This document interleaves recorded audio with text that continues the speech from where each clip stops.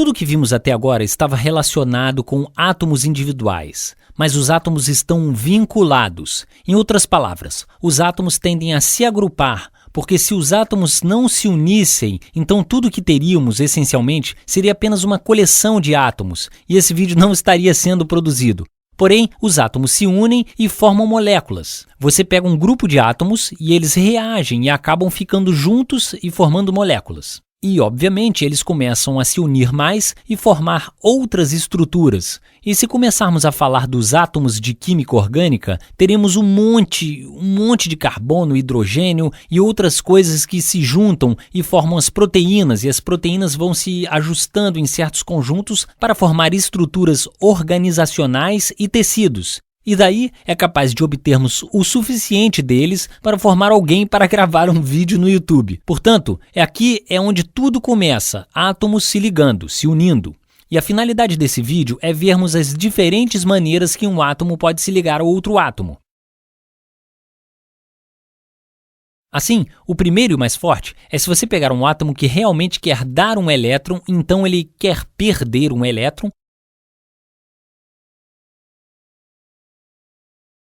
e temos um outro átomo que quer pegar o elétron, ele quer ganhar.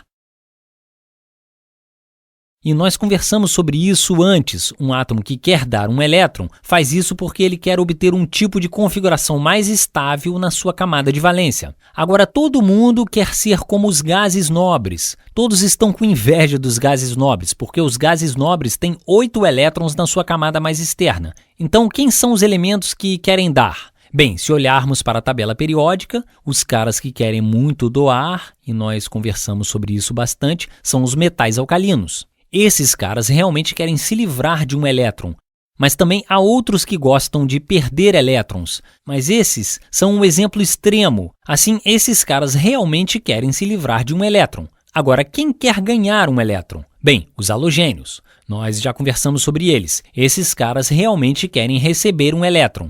Não são os únicos, são alguns dos mais eletronegativos. Eles têm uma eletronegatividade alta, ou seja, eles querem ganhar elétrons.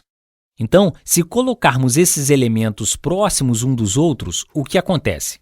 Por exemplo, vou pegar o sódio e o cloro.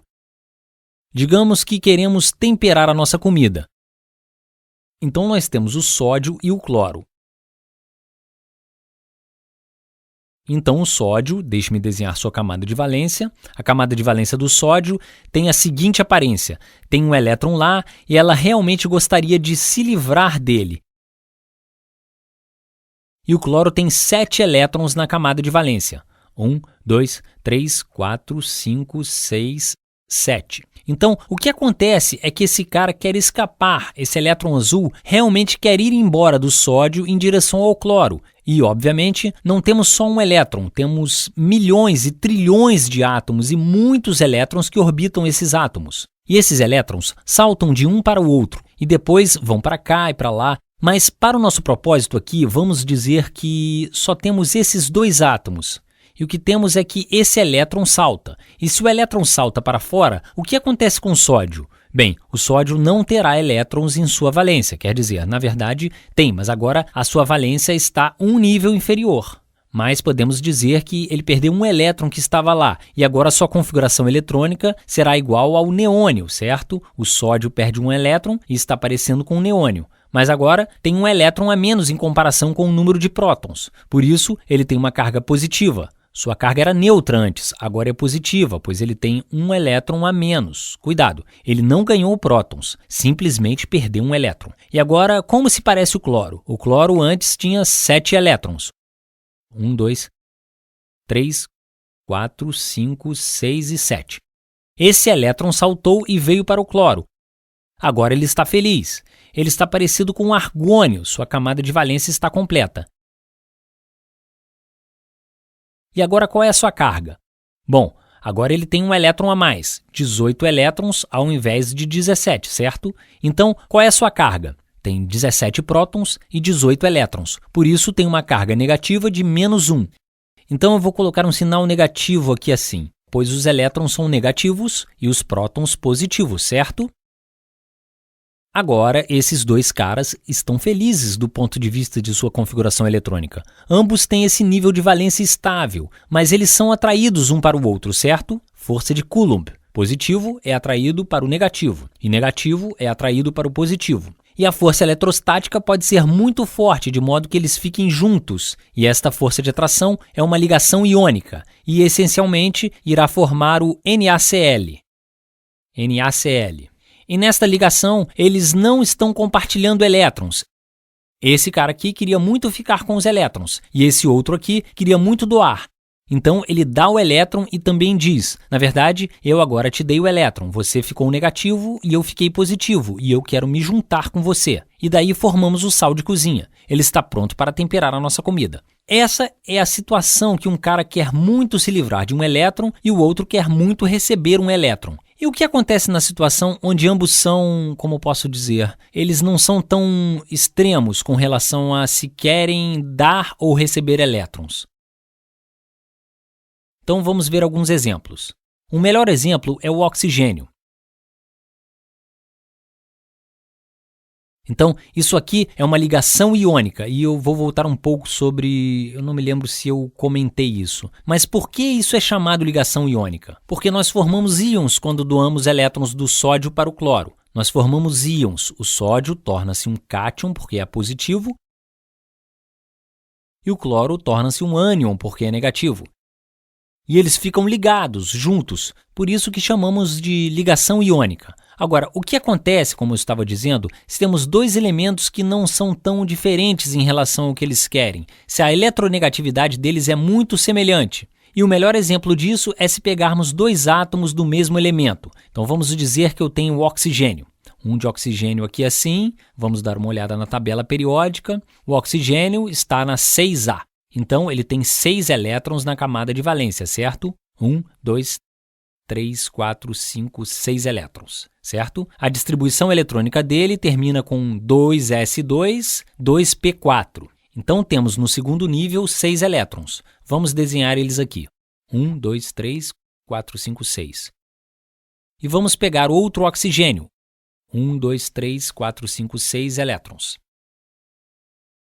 Agora, os dois átomos de oxigênio gostariam muito de ter 8 elétrons e se tornarem estáveis, para parecerem com gás nobre. Mas, claramente, não há elétrons suficientes e digamos que tudo que há em volta deles são outros átomos de oxigênio. Então, o que eles podem fazer é esse oxigênio virar para esse oxigênio e dizer: ei, por que a gente não compartilha alguns elétrons e daí nós dois podemos fingir que temos 2 elétrons? E esse cara aqui diz: claro, por que não? Então, podemos trazê-lo aqui. Eu vou escrever em azul, o oxigênio não tem necessariamente que mudar de cor, só uma piadinha. Então eu vou tirar esse L desse lado apenas para você reconhecer que esse cara é diferente desse aqui e eles compartilham esses elétrons. Podemos desenhar uma linha aqui, bem, eles estão compartilhando 2 pares de elétrons. Então, esse aqui tem 6 elétrons, mas ele pode fingir que todos têm esses elétrons aqui. Então ele tem 8 elétrons na sua camada de valência, e este aqui faz a mesma coisa, ele tem 1, 2, 3, 4, 5, 6, mas ele também pode dizer que esses elétrons estão na sua camada de valência. Então ele também está feliz. E isto aqui, quando você está de fato compartilhando elétrons, essa nuvem de elétrons que forma entre eles, isso é chamado de ligação covalente.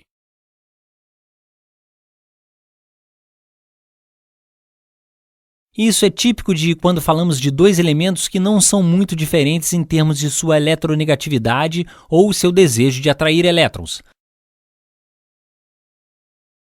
Agora, quando falamos de energia de ionização, falamos sobre a ligação entre o oxigênio e a água, certo? Agora, o oxigênio, vou desenhar aqui 6 elétrons assim, e precisamos de oxigênio e de hidrogênio para formar a água, né? E o hidrogênio é assim. Temos um hidrogênio aqui, outro aqui, e o oxigênio diz: ei, por que não vamos ficar juntos? A gente pode compartilhar alguns elétrons. E os átomos de hidrogênio dizem: beleza, vamos compartilhar alguns elétrons. Deixe-me reescrever esse oxigênio aqui para deixar claro como ele está compartilhando.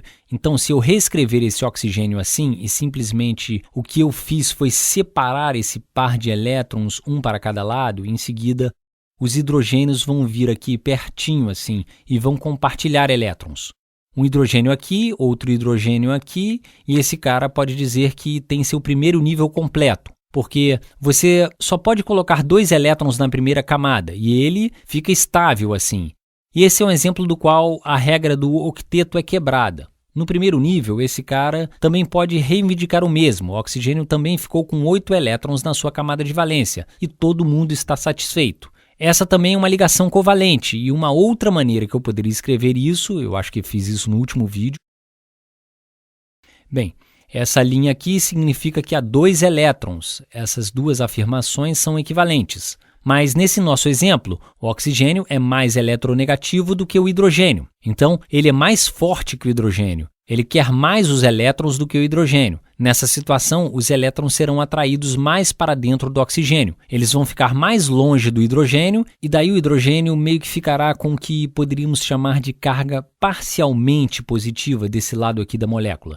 Enquanto na parte do oxigênio ficará mais negativa, podemos dizer que é um negativo parcial. Isso é chamado de uma ligação covalente polar. Ligação covalente polar. Porque continua sendo covalente, elétrons estão sendo compartilhados. Mas é polar porque surgiram polos, ou seja, acontece que os elétrons passam a maior parte do seu tempo em um lado do átomo e, portanto, a molécula em si, o conjunto de átomos, vai ter uma determinada polaridade. Um lado da molécula será mais negativo do que o outro lado, pois os elétrons estão mais concentrados num lado do que no outro. Agora, o último tipo de ligação que iremos falar, eu vou ser mais breve aqui, é a ligação metálica. Ligação metálica. Eu esqueci de falar uma coisa. Ligação covalente também pode ser chamada de ligação molecular. Mas continuando aqui com a ligação metálica, não dá para de fato desenhar a sua estrutura eletrônica. Mas o que acontece com os elétrons é, por exemplo, temos o ferro, então temos um monte de átomos neutros e podemos dizer que o que faz algo ser um metal ou ter um caráter metálico é que eles têm um monte de elétrons nas suas camadas mais exteriores e estão muito ansiosos para doar e compartilhar esses elétrons. Então, se você colocar um monte desses caras juntos, o que acontece é que todos eles compartilham seus elétrons e todos se tornam positivos. Todos tornam-se positivos. É muito comum encontrar eles nessa forma, átomos dos metais.